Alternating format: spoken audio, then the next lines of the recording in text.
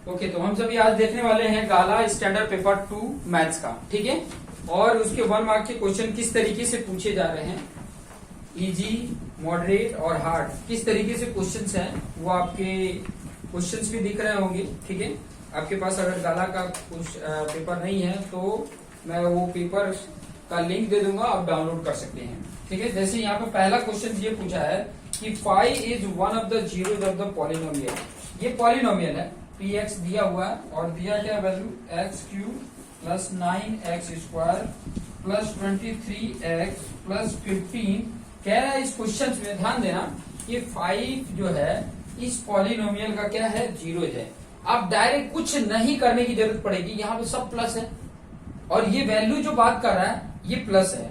अगर प्लस में प्लस की वैल्यू अगर रख रहे हैं एक्स की जगह पे वैल्यू, तो कभी भी इसका सोल्यूशन जीरो नहीं आएगा। तो इसका मतलब क्या हुआ कि ये क्या है, 5 जीरो नहीं है इसके, ठीक है। और यहाँ क्या कह रहा है, तो ये क्या होगा, फॉल्स होगा, ठीक है। तो यहाँ पर लिखोगे क्वेश्चन नंबर 1 और उसके आंसर में आप क्या लिखोगे, फॉल्स लिख दोगे, ठीक है। ये टेक्निक होता है, ज्यादा इसमें दिमाग लगाने की जरूरत नहीं होती है। देखो सभी प्लस में है, कहीं यहाँ पे माइनस नहीं है और ये भी वैल्यू प्लस में ही है।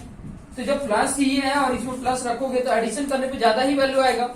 जीरो तो कभी पॉसिबल नहीं हो सकता, और जीरो नहीं है इसका सोल्यूशन, इसका मतलब ये जीरो नहीं है। क्लियर। वही दूसरा क्वेश्चन क्या बोल रहा है, द इक्वेशन, ये इक्वेशन है x square minus 18x plus 81 equal to 0, ये इक्वेशन है। और कह रहा है रिपीट रूट। रिपीट का मतलब है इक्वल रूट, रिपीट रूट मतलब इक्वल रूट, और इक्वल रूट के लिए कंडीशन है d इक्वल टू 0 होना चाहिए। और d क्या है, b स्क्वायर माइनस 4ac। इसमें b क्या होता है, देखो इसका कोफिशिएंट a होता है 1 है, इसका कोफिशिएंट b होता है क्या है माइनस 18, और इसका क्या होता है कांस्टेंट टर्म 81। यहाँ पुट कर देते हैं, देखिए b की जगह क्या है माइनस 18, माइनस 18 का स्क्वायर माइनस 4 इंटू a क्या है 1 और उसके बाद से c है 81। अभी 18 का आपको स्क्वायर आना चाहिए, ठीक है। 18 का स्क्वायर क्या होता है 324, ठीक है। 324 माइनस का भी प्लस हो जाएगा, और यहाँ पे माइनस 4 1 जा 4, 4 8 जा 32। देखिए सेम है, जीरो आ गया, जीरो आ गया, इसका मतलब करेक्ट है। ये जो क्वेश्चन बोल रहा है रिपीट रूट का मतलब होता है, रिपीट मतलब दूसरी बार भी वही आया है, इसका मतलब इक्वल है। दो रूट आएंगे, क्वाड्रेटिक इक्वेशन है, 2 पावर है, मतलब डिग्री वाला, डिग्री 2 वाला ये पॉलिनोमियल है, इसके जीरोज भी 2 आएंगे, इसके रूट भी 2 आएंगे, ठीक है। तो 2 कैसे हैं, इक्वल रूट है। इक्वल रूट के लिए क्या होता है, d की वैल्यू 0 होती है, और अनइक्वल रूट के लिए होता है d की वैल्यू पॉजिटिव आनी चाहिए। d की वैल्यू मतलब 0 से बड़ा कुछ भी वैल्यू आता है तो इसका मतलब क्या है, अनइक्वल रूट आएगा। ओके, तो यहाँ पे क्या आ गया, क्वेश्चन नंबर 2। क्वेश्चन नंबर 2 का आंसर क्या लिखेंगे, 2। कंडीशंस याद रखना, क्वेश्चन का कंडीशन याद है तो आपके लिए आसान हो सकता है। नेक्स्ट अगर मैं बात करूंगा, the first term of an AP can not be 0। यहाँ क्वेश्चन में बोला है किसी का भी, कोई भी मतलब और कोई एपी है, कोई भी एपी है तो उसका फर्स्ट टर्म 0 नहीं हो सकता। यहाँ पे क्वेश्चन में बोला है तो क्या 0 नहीं हो सकता है या हो सकता है, हो सकता है या नहीं हो सकता, हो सकता है ना। हम 0 से मतलब बोलो कि फर्स्ट 10 होल नंबर का सम क्या होगा, या फर्स्ट 10th होल नंबर क्या होगा, 10th टर्म क्या होगा होल नंबर अगर है तो 0 हो सकता है ना। पहले 0 से स्टार्ट है, ऐसे अगर दे दिया 0 1 2 3 4 5 आ सकता है ना फर्स्ट टर्म। यहाँ पर ये क्या आ गया, 1 आ गया, सॉरी 0 आ गया। डी क्या आ जाएगा, तो इसमें से इसको माइनस करते हैं, 1 माइनस 0 1 आ रहा है, 2 माइनस 1 करोगे तो 1 आ रहा है, मतलब 0 हो सकता है, ठीक है। 0 से मेरा स्टार्ट है तो 0 होगा, 0 से नहीं स्टार्ट है तो 0 नहीं होगा, मतलब हो तो सकता है ना। तो यहाँ पे बोला है कि कैन नॉट बी 0, तो ये फॉल्स होगा, फॉल्स होगा। क्लियर। क्वेश्चन नंबर 4 की बात कर रहे हैं। क्वेश्चन नंबर 4 क्या बोल रहा है, फटाफट हम स्पीड में भी करेंगे। यहाँ पे क्वेश्चन में बोला है tan 62 upon cot 28 equal to 1। ये भी कर लेते हैं, क्या बोला है tan 62 और cot 28 इक्वल टू 1। 1 कैसे आएगा, ये कन्वर्ट कर लेंगे। देखो tan 62 को मैं क्या लिख सकता हूँ, 90 माइनस 28, और ये तो उसको ऐसे लिख दिया मैंने। देखो 90 माइनस 28 करोगे 62 आएगा, मैंने 62 की जगह पे भी लिखा है, 10 को 10 ही लिखा है, ये 62 की जगह पे 90 माइनस 28 लिखा है, और 90 माइनस थीटा क्या होता है, कॉट थीटा, और नीचे भी कॉट 28 है, तो ये क्या हो गया, 1 आ रहा है, राइट साइड इक्वल हो रहा है, मतलब ट्रू है। क्या है, ट्रू है। क्वेश्चन नंबर 5 की बात करेंगे। क्वेश्चन नंबर 5 क्या बोल रहा है, इधर इरेशनल नंबर की बात किया है। यहाँ पर जो क्वेश्चन है उसके बेस पे मैं आपको बता दूंगा इरेशनल नंबर क्या है। ये देखो, यहाँ पर आपको जो भी सोल्यूशन बता रहा हूँ उसके साथ साथ आप सोल्यूशन भी लिख सकते हो, बट एग्जाम में आपको ऐसे नहीं लिखना है। एग्जाम में तो सिर्फ ऐसे लिखना है। ये सारा कुछ आप रफ में कर सकते हो, बाकी अपने खुद के रिवीजन के लिए क्वेश्चन के साथ इसका सोल्यूशन भी लिख सकते हो। तो क्वेश्चन में ये बोला है कि ये √2 माइनस √3 है, और यहाँ पे बोला √2 √3 प्लस √2। बोल रहा है कि ये इरेशनल नंबर है। इरेशनल नंबर की बात कर रहा है। अब इसको ऐसे लिख सकते हैं √2 माइनस √3, और इसको तो मैं प्लस में तो प्लेस चेंज कर सकता हूँ, √2 प्लस √3। देख सकते हैं a minus b, a plus b क्या होता है, a² माइनस b²। ये हो जाएगा 2 और ये हो जाएगा 3। -1 इरेशनल नंबर नहीं हो सकता है, ठीक है। ये क्या है, रेशनल नंबर है, ये क्या हो जाएगा, फॉल्स हो जाएगा। क्या होगा, फॉल्स, ठीक है। इरेशनल नंबर की पहचान यही है कि उसका डेसिमल एक्सपांशन किया जाए तो कभी भी टर्मिनेट नहीं होगा और कभी भी रिपीटेड नहीं आएगा। ये खास इरेशनल की, और इसके बेस पे आप जैसे कि रूट वाली वैल्यू बता सकते हो, √2 √3। यहाँ पे √2 अगर सिंगल पूछता तो इरेशनल नंबर था, √3 सिंगल पूछता तो इरेशनल नंबर था, बट इसका सोल्यूशन जो दिख रहा है वो इरेशनल नंबर नहीं है, रेशनल नंबर है। चलिए नेक्स्ट क्वेश्चन नंबर 6 क्या बोल रहा है देख लेते हैं। क्वेश्चन नंबर 6 बात कर रहा है द ग्राफ ऑफ 3x = 7। ये देखिए 3x = 7 की बात किया है, ठीक है। कह रहा है is a line parallel to the x axis. ये जो लाइन है वो parallel to the x axis है। अभी यहाँ पे देखेंगे तो x = क्या आ रहा है, 7/3 आ रहा है, मतलब x की वैल्यू 7/3 ही आएगा हमेशा। क्या है, एक ही वैल्यू, मतलब कांस्टेंट है, x की वैल्यू 7/3। मतलब ये क्या है, अगर आप ऐसे में बताओगे तो x की वैल्यू यहाँ पे बताएगा ना, x की वैल्यू 7/3, मतलब ऐसे कुछ होगा, 7/3 यहाँ पे भी होगा, 7/3 यहाँ पर भी होगा, 7/3 यहाँ पे। ये तो कांस्टेंट है, लेकिन ये पैरेलल कहाँ जा रहा है, ये तो 7/3 x की वैल्यू बता रहा है। x एक्सिस को पैरेलल कहाँ कर रहा है, पैरेलल नहीं कर रहा है, ये तो उसको इंटरसेक्ट कर रहा है। तो इंटरसेक्ट कर रहा है तो x एक्सिस के वो पैरेलल नहीं है, ठीक है। x एक्सिस के ये पैरेलल नहीं है, ये तो x की वैल्यू बता रहा है, ठीक है। x की वैल्यू मतलब यहाँ पे कहीं पॉइंट की वैल्यू बता रहा है, तो ये पैरेलल कैसे हो सकता है, ठीक है। आप ये ड्रॉ करो तो कोइंसिडेंट हो सकता है, ठीक है। पैरेलल यहाँ पे आएगा तो हो सकता है, यहाँ पे आएगा तो हो सकता है, लेकिन लाइन इंटरसेक्ट कर रही है, ठीक है। तो ये नहीं है, फॉल्स आ जाएगा। Clear, okay. क्वेश्चन नंबर 7 देख लेते हैं। क्वेश्चन नंबर 7 कैसा होगा, एमसीक्यू होगा, ठीक है। एमसीक्यू है कि फिल इन द ब्लैंक है, एमसीक्यू है, ठीक है।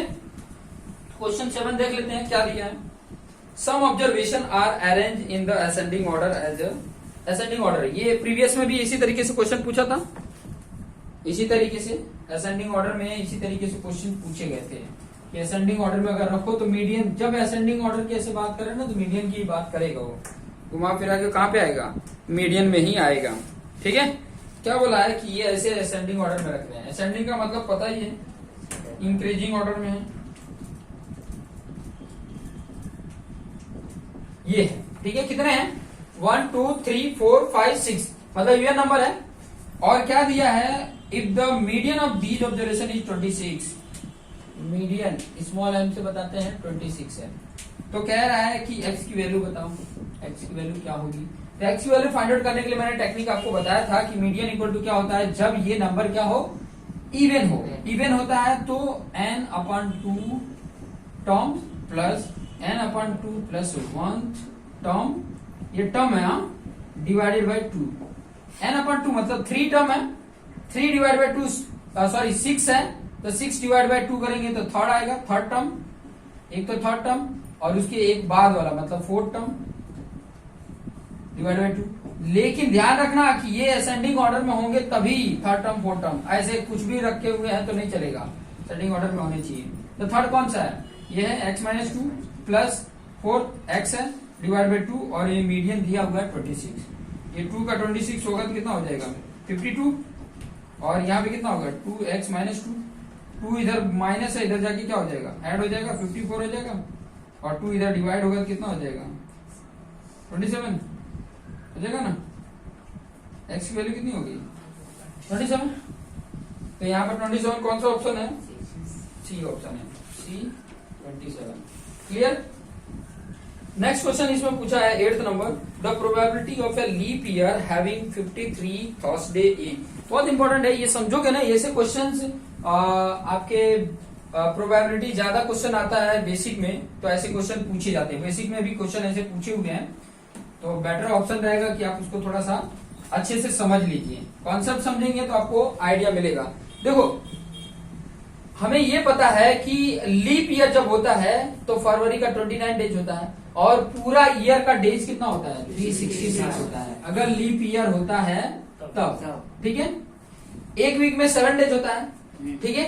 7 से अगर इसको डिवाइड करते हो तो 52 टाइम्स जाएगा और बचेगा कितना 7 इंटू 52 कितना हो जाता है 364, बचेगा कितना 367 टू जब 14 ना तो 364 होता है और बचता है 2 बच रहे हैं। यहां तो हमारा फाइनल हो गया कि ये कंप्लीट है, 52 संडे तो आएगा ही। अभी एक की सिलेक्शन की बात हो रही है, एक थर्सडे 52 संडे भी आएगा, 52 मंडे ट्यूसडे, ये तो फिक्स हो गया कि ये 52 तो आने वाले हैं। बाकी जो दो बचा है वीक में, वो 2 में से थर्सडे कितनी बार आ रहा है वो इंपॉर्टेंट है, ठीक है। थर्सडे लीप ईयर का थर्सडे की बात कर रहे हैं ना, 53 थर्सडे होने की प्रोबेबिलिटी पूछ रहा है। तो यहां पर आप देखोगे 2 बचे हैं, आप कैसे लिख सकते हो, या तो मंडे संडे मंडे लिख सकते हो या तो मंडे ट्यूसडे लिख सकते हो। 2 ही बचे हैं ना, 2 ही बचे हैं ना, 3 तो नहीं बचा है ना, 2 बचा, 366 ही होता है, 2 ही बच रहे हैं। तो मंडे ट्यूसडे लिख सकते हैं या संडे मंडे या मंडे ट्यूसडे या क्या लिख सकते हैं ट्यूसडे वेडनेसडे या वेडनेसडे थर्सडे या थर्सडे फ्राइडे या फ्राइडे सैटरडे या सैटरडे संडे। क्लियर। ये कितने हैं 1 2 3 4 5 6 7, टोटल प्रोबेबिलिटी कितनी है, टोटल कितना है 7 है, ठीक है। और इसमें से देखो कि थर्सडे कितनी बार आया है, थर्सडे कितनी बार आया है, एक बार यहां थर्सडे आया, एक बार यहां थर्सडे आया, तो कितनी बार आया है, ठीक है। तो 2/7 is the probability to comes 53 Sunday in a leap year. क्या आ जाएगा 2/7, B option is the right, B option is the right. Clear हो रहा है 2/7, बी यहाँ पर कैपिटल में ले रहा है, सी यहाँ पे कैपिटल में, इस तरीके से बना लेना। वही क्वेश्चन नंबर 9 कैसा है समझते जाइए। क्वेश्चन नंबर 9 क्या बोला, the probability of receiving a composite number in the experiment of rolling a balance die once is. The probability of receiving a composite number, ध्यान से समझना, कंपोजिट नंबर उस नंबर को बोला जाता है जो खुद के नंबर के अलावा दूसरे नंबर से भी डिविजिबल होते हैं, उनको कंपोजिट बोला जाता है।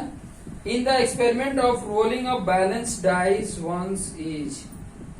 समझ रहे हो ये बात को, कह रहा है कि जो बैलेंस डाई होता है, ठीक है, डाइज होता है, उसको एक बार हम क्या कर देते हैं रोल किए इसे, ठीक है, रोल किए, थ्रो किए, एक बार हमने थ्रो किए, कितना है एक ही डाइस है ना, बैलेंस डाइस एक ही है, अबैलेंस डाई की बात किया एक ही है। तो उसमें बोला है कि कंपोजिट नंबर आने की प्रोबेबिलिटी, देखो टोटल कितने आ सकते हैं, 1 आ सकता है, 2 आ सकता है, 3 आ सकता है, 4 आ सकता है, 5 आ सकता है, 6 आ सकता है। टोटल कितने हैं इसी में यही पे बता देता हूँ, टोटल कितने हैं 6 है। कंपोजिट नंबर कौन कौन सा होगा, एक तो देखो 1 2 3 तो होंगे नहीं, 4 होगा एक और 6 होगा, ये 2 के टेबल में भी आता है, ये 3 के टेबल में भी आता है, 3 2 6, तो यही तो है, 5 भी नहीं है, 5 किसी के टेबल में आता ही नहीं है, 1 और आप खुद के टेबल के अलावा, तो 2 ही है ना, तो यहाँ पे 2 आ जाएगा, 2/6 मतलब 1/3, 2/6 नहीं दिया तो 1/3 होगा। कौन सा है? C option is the 1/3। Question number 10 क्या बोला? क्वेश्चन नंबर 10 द ग्राफ है of the pair of a line equation this and this. पहला लाइन के लिए कंडीशन बोल रहा है। पहला लाइन के लिए कंडीशन के लिए मैंने बताया था क्या? a1/a2 equal to b1/b2 is not equal to c1/c2 होना चाहिए कंडीशन।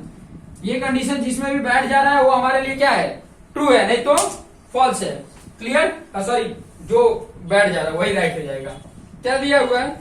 ये दिया है 5x + 6y = 60 दिया हुआ है। अब यहाँ पे देखिए बैठा सकते हैं। देखिए यहाँ पर a1 दे दिया है, यहाँ पे b1 दे दिया है और यहाँ पे c1 दे दिया है। ठीक है, दे दिया ना? आप ऐसे लिख लीजिए। यहाँ 5 दिया है, अपन क्या होना चाहिए वैल्यू। यहाँ पे 6 दिया है, अपन में क्या होना चाहिए? इज नॉट इक्वल टू यहाँ पे 60 दिया हुआ है। ऐसा किसमें बैठ रहा है? तो आप देखेंगे सब में ऐसे बैठा के देख सकते हो। देखो एक पहला अगर देखोगे, पहला फर्स्ट वाला देखोगे तो 6x + 5y दे दिया है। ये तो पहले ही आपको दिख रहा है, रॉन्ग है। दूसरा 5 का डबल, इसका डबल और इसका भी डबल हो रहा है और इसका भी डबल हो रहा है, तो मतलब तीनों इक्वल हो रहे हैं। इसका मतलब कोइंसिडेंट होगा, वो भी नहीं है। सी वाले में देखेंगे कि इसके हाफ हो रहा है, इसका भी हाफ हो रहा है और इसका भी हाफ हो रहा है, तो ये भी नहीं होगा, ये भी कोइंसिडेंस है। और लास्ट बचा है 5x - 6y, इधर 6y इधर हो जाएगा और इधर 0। तो यहाँ पे देखेंगे कि 5x ये भी है, 6y ये भी है, बट ये 60 का रेशियो नहीं बैठ रहा है। मतलब सिंगल 1 रेशियो में तो है ये, लेकिन ये नहीं है, तो ये वाला राइट ऑप्शन हो जाएगा। ये लास्ट वाला जो ऑप्शन है, डी वाला ऑप्शन, वो राइट है। डी ऐसे लिखना और उसके आगे लिख देना 5x = -6y the right answer. Condition याद रहना चाहिए। पैरेलल लाइन के लिए देख लीजिए, मैं लिखवा देता हूँ। पैरेलल लाइन के लिए कंडीशन होता है a1/a2 = b1/b2 is not equal to c1/c2। ये पैरेलल लाइन के लिए। एक होता है इंटरसेक्टिंग लाइन। इंटरसेक्टिंग लाइन, अब ये चीजें चैप्टर नहीं पढ़े हैं तो थोड़ा प्रॉब्लम होगा। a1/a2 is not equal to b1/b2, बस यही कंडीशन है।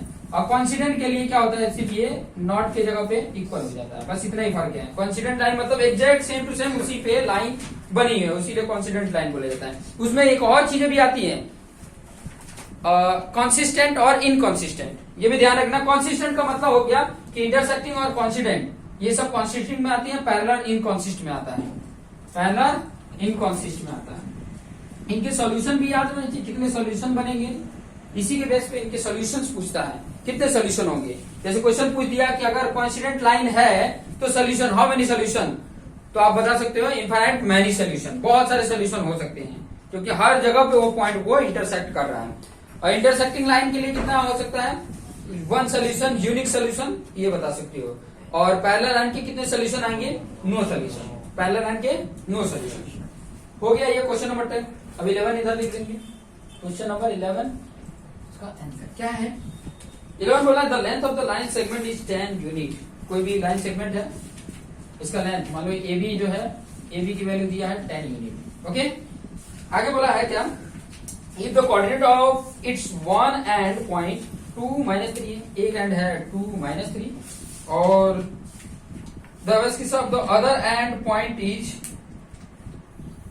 10, then its ordinate is, मतलब the abscissa of other end point is, okay, abscissa एक और होता है, ये किसके लिए इंडिकेट करते हैं? एक होगा 10 और दूसरा होगा आई डोंट नो, ये वाला बताना है। ठीक है, ऑर्डिनेट को इसके नाम है, मुझे थोड़ा सा ध्यान में नहीं आ रहा है। ठीक है, एक होता है x को बताता है, उसके नाम होते हैं, एक y को बताता है। ठीक है, यहाँ x का दिया, y का बताना है, y की वैल्यू क्या होगी। तो आपको फॉर्मूला पता है, मान लो ये y है, ये वैल्यू बताना है, तो क्या हो सकता है? आपको फॉर्मूला पता है कि लेंथ का फॉर्मूला, डिस्टेंस फॉर्मूला क्या होगा? AB = क्या होगा? ये AB का वैल्यू है 10, डिस्टेंस है ना, क्या होता है रूट में 2 - 10 का स्क्वायर, फर्स्ट का, और प्लस -3 - y का होल स्क्वायर। यहाँ पे देखेंगे तो कितना हो रहा है? 2 - 10 कितना हो जाएगा? 8 का स्क्वायर 64, और यहाँ पे दोनों प्लस हो जाएंगे, माइनस कॉमन हो जाएगा, दोनों प्लस हो जाएंगे। तो 3 + y, 3 + y मतलब वही लिख देते हैं 3 + y का होल स्क्वायर, और यहाँ पे 10 का, तो 10 का स्क्वायर कर दें। यहाँ पे 10 का यहाँ 100 हो गया, यहाँ पे रूट हट गया, 64 + 3 + y = ये 64 इधर आगे क्या हो जाएगा 36 माइनस हो जाएगा, तो यहाँ 3 + y का होल स्क्वायर। अब इसका होल स्क्वायर कर सकते हैं, ठीक है, होल स्क्वायर कर दें, या तो यहाँ पे ±6 का होल स्क्वायर कर लें, 3 + y का होल स्क्वायर, स्क्वायर कैंसिल कर दें, क्या हो जाएगा यहाँ पे ±6 = 3 + y आ जाएगा।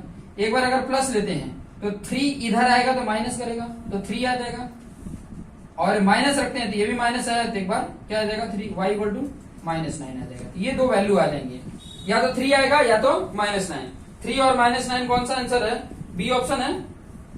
3 और -9 दो ऑप्शन दिख रहे हैं, 3 और -9 है ना, तो बी ऑप्शन है, B option is the right answer, B है 3 और -9। ठीक है, क्लियर, इस तरीके से बता सकते हैं। ओके, तब कर दें। चलिए नेक्स्ट पॉइंट की तरफ बढ़ते हैं, और नेक्स्ट पॉइंट क्या बोल रहा है 12, क्वेश्चन नंबर 12। और क्या है 12 कह रहा है mode minus mean equal to median minus mean, क्या होगा, ये क्वेश्चन में बोला है। क्या बोला, ये मोड बोला है, minus mean equal to dash median minus mean की बात किया है। ये फॉर्मूला में यहाँ पर क्या होगा, यहाँ पर क्या मल्टीप्लीकेशन होगा, आपको पहले फॉर्मूला याद रखना पड़ेगा। देखिए मोड इक्वल टू क्या होता है 3 मीडियन -2 मीन, यही है। अब देखिए मोड है, एक मीडियन को मुझे मीन है, मोड माइनस मीन है, हाँ मीन है, तो मुझे क्या करना पड़ेगा, एक माइनस मीन कर लेता हूं, यहाँ पे मोड माइनस क्या कर लेता हूं, मीन कर लेता हूं। अब इधर माइनस किया तो इधर भी करना पड़ेगा, इधर भी करना पड़ेगा, तो ये तो पहले से था ही, एक और माइनस मीन करना पड़ेगा।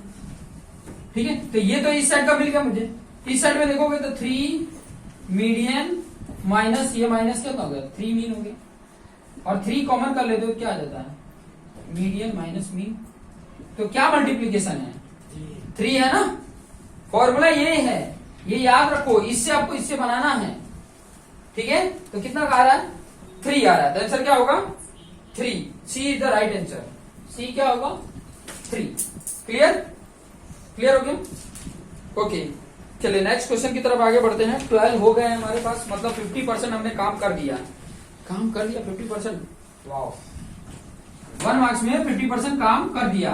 ठीक है, या समझा रहा हूं, बाकी आप लोग प्रैक्टिस करते रहना घर पे, मेरे से पहले आप लोग सॉल्व करके अगर बैठ के आप देखोगे ना तो आपके लिए बहुत बेटर रहेगा। ऐसे पेपर 2 है, पेपर 3 है, पेपर 4 है, करके बैठे रहो। बस यहाँ पे क्या करना है, मैंने जो किया है और मैं जो करा रहा हूं मैच करो, देखो सही है या रॉन्ग है।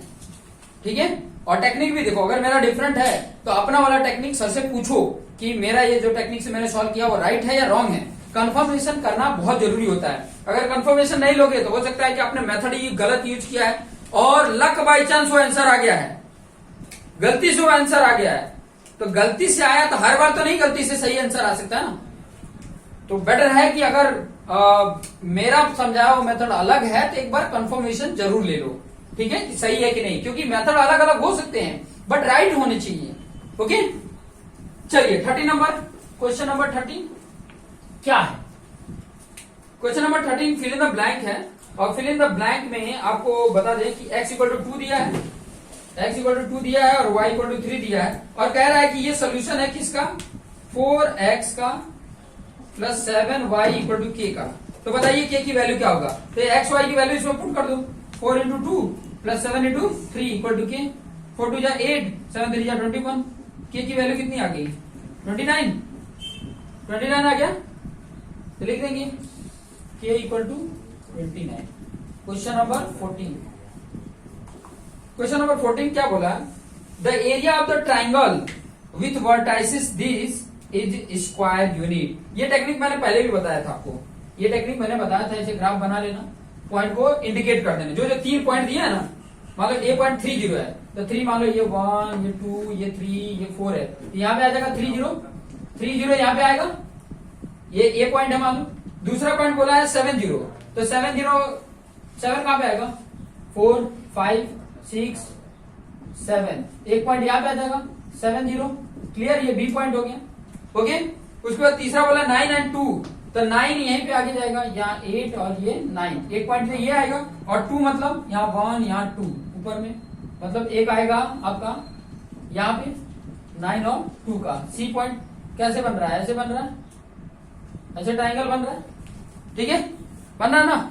अब इसके अगर आपको एरिया फाइंड आउट करना है तो ध्यान से तकना, ये बेस ले लो और इसका एल्टीट्यूड क्या है, 2 है, एल्टीट्यूड क्या है 2 है, आपने ये ट्राइंगल पढ़ा होगा। ये बेस कितना है देख लो, यहां से 3 से 7 जाने पे 4 डिस्टेंस है, तो हाफ इंटू, हमको ये सोल्यूशन दिखाना नहीं है, मैं टेक्निक बता रहा हूं, ये 4 है, बेस 4 हो गया, और हाइट कितनी है 2 है, 2 से 2 कैंसल, कितना गया 4 स्क्वायर यूनिट आ गया, 4 आपको आंसर लिख देना है, सिर्फ ऑप्शन में क्या लिखना है 4 लिखना है, स्क्वायर यूनिट तो आगे लिखा ही है, आपको फिल इन द ब्लैंक में क्या लिखना है वही बताना है ना, तो स्क्वायर यूनिट तो लिखा ही है, आपको 4 आ जाएगा। क्लियर हो रहा है, देखो कैसा भी ट्राइंगल रहे, ऐसा ट्राइंगल रहे, चाहे आपका ट्राइंगल ऐसा रहे, चाहे आपका ट्राइंगल ऑलरेडी ऐसा रहे, ठीक है, तो आपको ये 90 डिग्री मतलब ये बेस और ये हाइट, ये बेस हो जाएगा तो इसकी हाइट जहां पे आ रही हो ये हाइट कर लेना, इसका ये बेस और हाइट यहाँ पे जो भी आ रहा है वो हाइट ले लेना, ठीक है, तो इसका एरिया फाइंड आउट हो जाता है, half into base into altitude से फाइंड आउट हो जाता है। ये टेक्निक आपको पता रहना चाहिए। क्लियर हो रहा है, क्लियर हो रहा है, क्लियर हो रहा है, हाँ, और नहीं भी क्लियर हो रहा होगा तो आप लोग तो बोलोगे नहीं, क्योंकि बनारस का पान खा के आए हो, सही बात है ना, बनारस का पान खा के आते तो बोलते ही नहीं है, क्या बोलते हैं, ऐसे बोलते हैं ना, ठीक है, चलिए कोई बात नहीं। तो 14 हो गया, 15 देख लेते हैं, क्वेश्चन नंबर 15 क्या है इसकी सोल्यूशन। सोल्यूशन है cos a equal to A पर बी, बोला है cos a equal to A upon B, cos a equal to A upon B बोला है, तो बोला है कि साइन साइन स्क्वायर a की वैल्यू बताओ, आपने ये पढ़ा है identity, sine square a plus cos square a equal to 1, cos की वैल्यू दिया तो cos को इधर कर लो, साइन स्क्वायर a चाहिए, cos को मैंने इधर कर दिया तो 1 माइनस cos स्क्वायर a, अभी यहाँ पे इसको दोनों तरफ स्क्वायर कर दोगे तो क्या हो जाएगा, यहाँ पे a square upon B square आ गया, तो यहाँ पे 1 minus A square upon B square, ये b को इधर कर दोगे तो B square minus A square upon B square, ऐसा ऑप्शन, तो ये भी लिख सकते हो ये भी लिख सकते हो, ठीक है, दोनों में इसको भी लिख सकते हो, यहाँ पे तो ऑप्शन लिखना है, कोई ऑप्शन तो दिया नहीं है, तो फिल इन द ब्लैंक में कोई भी लिख सकते हो, ये लिख दो B square minus A square upon B square, clear, ये लिख सकते हो। ओके, समझ में आ रहा ना, चलो बहुत बढ़िया, समझ में आ रहा तो बढ़िया ही बढ़िया, ये आंसर हो गया। नेक्स्ट क्वेश्चन नंबर 16, ओके, और क्वेश्चन नंबर 16 क्या है, क्वाड्रिलेटरल एबीसीडी सर्कमस्क्रिप्ट दिया हुआ, ठीक है, ये क्या है, मतलब ये क्वाड्रिलेटरल एबीसीडी सर्कमस्क्रिप्ट, एक सर्कल उसमें सर्कमस्क्रिप्ट है, मतलब ऐसे बना हुआ, इसमें ऐसे सर्कल सर्कमस्क्रिप्ट है, ठीक है, इस तरीके का, ओके, और क्या दिया हुआ है, मान लो इसका नाम रख देते हैं ए बी सी डी, ठीक है, और ए बी की वैल्यू दे दिया, ये पूरा ए बी की वैल्यू 15.2 दे दिया है, ठीक है, उसके बाद बीसी ये है, वो दे दिया है कितना 12.8 सेंटीमीटर, सी डी भी दे दिया है 6.4 सेंटीमीटर, डी ये पूछा है, एडी की वैल्यू पूछा है, ठीक है, एडी की वैल्यू क्या किया है पूछा है, एडी की वैल्यू अगर पूछा है तो इसको एक्स ले लो, ये अगर एक्स है तो ये भी क्या होगा एक्स होगा, और जब ये एक्स है तो ये कितना होगा 15 माइनस 2 माइनस एक्स होगा, 15 माइनस 2 अगर एक्स ये है तो ये भी 15 माइनस 2 माइनस एक्स होगा, अगर ये 15 माइनस 2 एक्स है तो ये कितना होगा 12.8 माइनस 15.2 माइनस एक्स होगा। इसको थोड़ा सॉल्व कर लेते हैं, ऐसे सॉल्व करना है, फिल इन द ब्लैंक है, 1 मार्क्स का है तो आपको ये टेक्निक सीखना पड़ेगा, यहाँ 12.8 है, यहाँ पे माइनस 15.2 हो जाएगा और ये प्लस एक्स हो जाएगा, ये करोगे तो कितना आ जाएगा एक्स और ये माइनस में आएगा, माइनस में कर लेते हैं 15.2 और ये 12.8, ये कैरी इधर करेगा तो 12 में सेट गया 4, यहाँ पे 4 प्लस 2 गया 2.4 आ जाएगा, माइनस 2.4 यार। अगर ये माइनस 2.4 है तो ये भी क्या होगा, x माइनस 2.4 होगा ना। x माइनस 2.4 है तो ये कितना होगा, 6.4 माइनस x माइनस 2.4 होगा। ये वैल्यू की वैल्यू बता रहा हूं, ये वैल्यू की वैल्यू में करोगे 6.4 माइनस x होगा और ये प्लस 2.4 होगा। ये ऐड करेंगे कितना हो जाएगा, 8.8 होगा माइनस x होगा, 8.8 माइनस x, ठीक है। और ये जितना ये होगा वही इतना ये भी होगा, ठीक है। क्या हो गया 8.8 माइनस x, इन दोनों का एडिशन करोगे तो x कैंसल, आंसर कितना आ गया 8.8 आ गया। क्लियर, 8.8 आ गया। एडी की वैल्यू कितनी हो गई 8.8 सेंटीमीटर।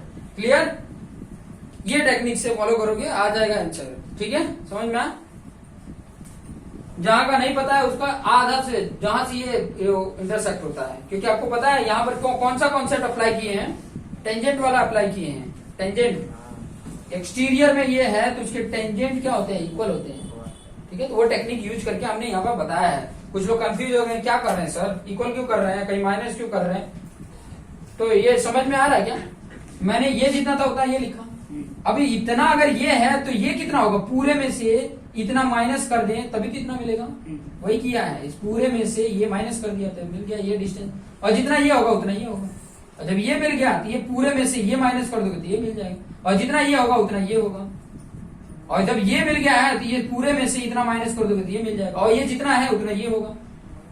और पता है ये और ये दोनों एडिशन एडी बताएगा, वही दोनों एडिशन करेंगे 8 माइनस एक्स और plus x minus plus x cancel, 8.8 is the right answer. Clear हो गया, बहुत बढ़िया। टेक्निक समझ में आ रहा है तो बढ़िया है, नहीं समझ में आ रहा है तो क्वेश्चन राइज करो, पूछो सर नहीं समझ में आ रहा है, बाकी तो आपके ऊपर है।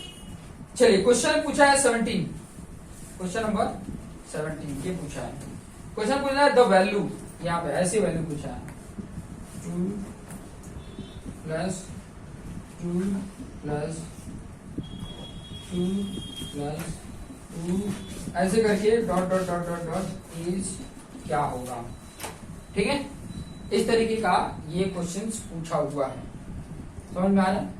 तो इस तरीके का कंडीशंस का सॉल्यूशंस मैं बाद में बता दूंगा, क्योंकि इसका मुझे ध्यान में नहीं आ रहा। एक टेक्निक है, अप्रोक्सीमेट क्या हो जाता है, अप्रोक्सीमेट मेरे ख्याल से 2 पॉइंट समथिंग आ जाता है, 2 पॉइंट समथिंग आ जाता है, अप्रोक्सीमेट 3 आ जाता है, लेकिन बाद में इसको मैं बताऊंगा, ठीक है। मैंने किया था लेकिन मुझे अभी ध्यान में नहीं है, बट बता दूंगा, ठीक है। ये वाले क्वेश्चन को कैसे करते हैं वो टेक्निक मैं बता दूंगा, ठीक है। बहुत इजी कॉन्सेप्ट है, लेकिन थोड़ा सा दिमाग में नहीं चढ़ रहा है, नहीं तो वो भी बता देता। चलिए क्वेश्चन नंबर 17 को ब्लैंक रखो, वो भी बता दूंगा। क्वेश्चन नंबर 18 की तरफ आगे बढ़ते हैं, क्या होगा 18, ठीक है। और हो सकता है कि मैं मतलब मुझे अगर पता चल गया तो उसका शॉर्ट वीडियो इसके लास्ट में एंड में आपको मिल जाएगा, ठीक है। ये जो वीडियो है आपको अगर नहीं पता होगा तो शायद आज ही आपको इसके लास्ट में इसके वीडियोज ऐड करके मैं बता दूंगा। चलिए 18 नंबर देख लेते हैं। 18 बोला है कि ये इस प्रकार का दिया हुआ है, एक्स आई दिया हुआ है और एफ आई दिया हुआ है। मैं लिख लेता हूँ 1 2 3 4 5, और यहाँ पे हमें दिया है 4 5 y 1 2 दिया है, और कह रहा है कि इसका द मीन डिस्ट्रीब्यूशन, मीन जो दिया है एक्स बार की वैल्यू दिया है, कितना दिया है 2.6 दिया है, तो बताना है y की वैल्यू बताना है। तो एफ आई एक्स आई कर लेते हैं, 1 4 जा 4 2 5 जा 10 3 y 4 1 जा 4 और 5 2 जा 10। एडिशन कर लेते हैं, समेशन एफ आई एक्स आई कितना आ जाएगा 4 10 जा 40 10 10 20 और 28 हो गया, 28 प्लस 3y हो गया प्लस है, और यहाँ पे ये कितना हो जा रहा summation F I 4 5 9 1 10 12 plus y, ठीक है। और हमें पता है कि x बार इक्वल टू क्या होता है summation F I x I divide by summation F I. यहाँ 2.6 है और यहाँ पर हो जाएगा 28 प्लस 3y और यहाँ पे 12 प्लस y। इसका क्रॉस मल्टीप्लीकेशन करेंगे, क्रॉस मल्टीप्लीकेशन करेंगे तो क्या हो जाएगा 2.6 है, 2.6 का 12 के साथ मल्टीप्लीकेशन एक बार होगा और प्लस 2.6 वाई होगा, यहाँ पे 28 प्लस 3 वाई है, ठीक है।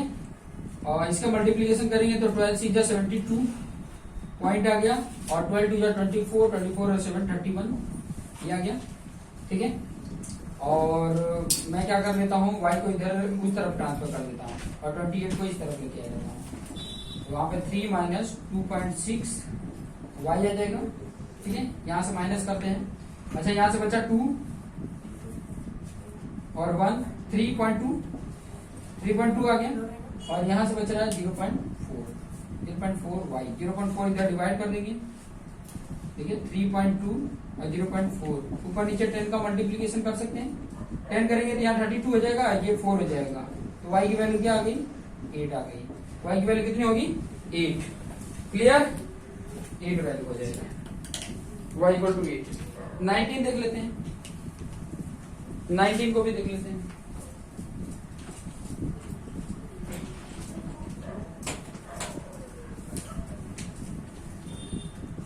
चलिए